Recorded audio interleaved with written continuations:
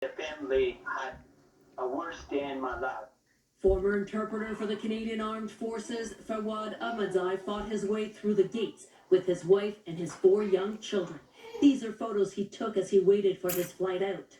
I had my Canadian passport and I was waving at them that I'm a Canadian citizen. They were not even caring that which passport I carry. They would only push us and hit us and then shooting on the head of us, like scaring us so that we can leave the ground.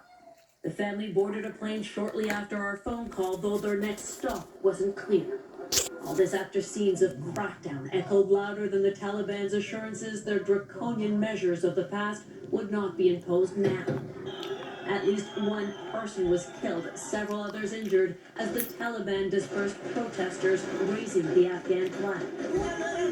There's not a shred of evidence, says a former NATO advisor, that the Taliban is now more moderate. They've taken power by force and they're now desperate for international recognition. In an interview with ABC News tonight, U.S. President Joe Biden defended the pullout of American troops. The idea that somehow there's a way to have gotten out without chaos ensuing, I don't know how that happens. But now for those working to get their families out of that chaos, there's fear and confusion. Well, the government said they're doing everything they can to bring these guys out, but when? Max Sanjean was an interpreter for Canada during the mission. He now lives in Toronto, but his family is sleeping on the ground outside the airport. He says officials need a better system. And these guys have done all their paperwork. Everything is done, and they're still over there. And they have kids.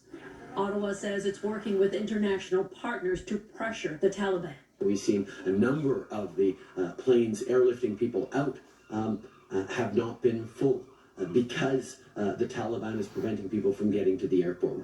Tonight, Ottawa said it had reached a deal for 2 military planes to resume flying in and out of Kabul. Sandy. All right, Shandia, thank you. So what does the defense minister's